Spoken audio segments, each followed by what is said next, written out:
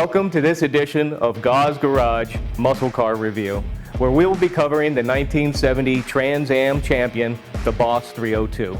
But first, a little history on the 1970 Trans Am Championship Series. Trans-American sedan racing, a battle of the Detroit Giants for road racing supremacy, where winning demands the perfect combination of car, driver, and teamwork.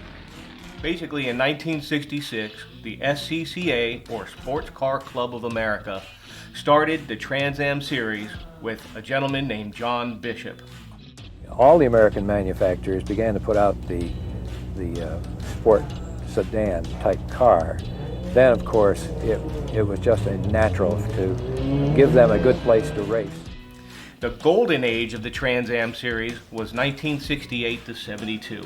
And the pony car manufacturers' competition grew very intense. You saw the likes of Chevy Z28 Camaros, Pontiac Firebirds, Plymouth Barracudas, Dodge Challengers, and the AMC Javelins. Drivers included Mark Donahue, Parnelli Jones, George Fulmer, Sam Posey, Dan Gurney, and Peter Revson. Now the Boss 302 from Ford, its story starts with two gentlemen named Bunky Knudsen and Larry Shinoda. In the early days of Trans Am racing, Bunky Knudsen was a high-ranking executive with General Motors.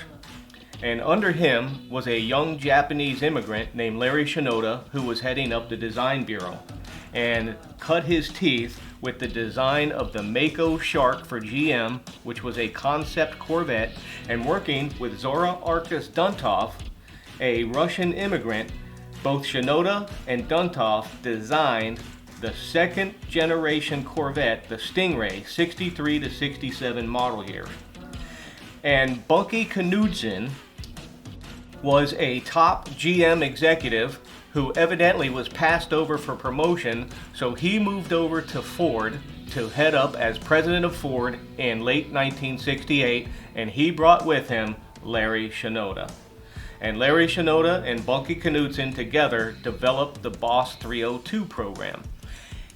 Before that, they had been integral in developing the Z28 Camaro, the winner of the '69 season, and Larry Shinoda had designed using skid pads, test tracks at GM. When he came to Ford, he found out Ford had no such facilities whatsoever. So Larry Shinoda got some money out of Ford and made a skid pad and a test track and started developing the Mustang Boss 302 program for the Trans Am series. Now, when it comes to homologation process, very simply, is a manufacturer has to sell so many cars on the street to be able to race them on the track. So again, enter Larry Shinoda. He designs the 69-70 Boss 302, what was on the body, how it would look when it came out to the public, and this all satisfying the homologation procedures to where they could race them on the track. Okay, so now after having seen some history on the Trans Am series, let's go over what makes this particular car special. Again, it's a homologation special. Ford had to put out so many of these cars on the street for them to go on the racetrack. This particular car is in probably the most popular color, grabber blue. As you can see, it's a beautiful paint job and also has many options. This particular car is probably one of the highest option Boss 302s that I've ever seen. The option list includes rear deck spoiler,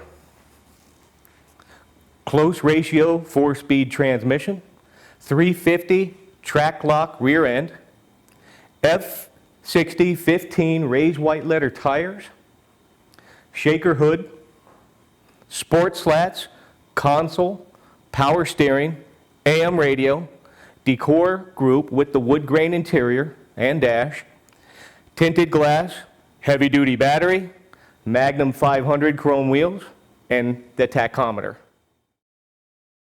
What's so special about the Boss 302 engine? Let's take a look at it.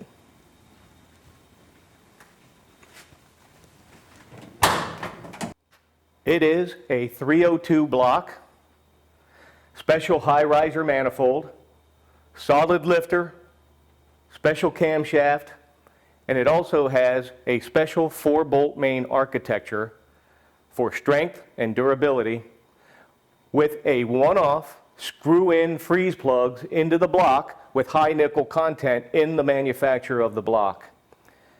It was made to go up to 7,000 RPM, and most of your torque came in at that RPM range. So what in the business we would call a real high winder. So with that in mind, the car went through a complete nut and bolt rotisserie restoration in 2014 with the correct markings, stickers, decals, everywhere on the car, on the bottom, top, and interior.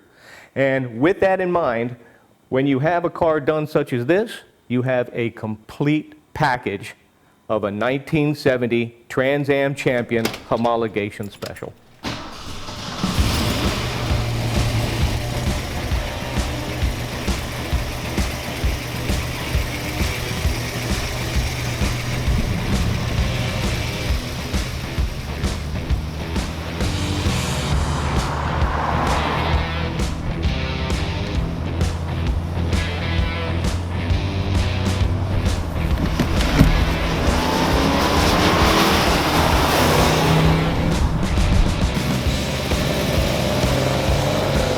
I hope you have enjoyed this tour of this week in Gause Garage Muscle Car Review, the national champion of the 1970 Trans Am Series, the Boss 302.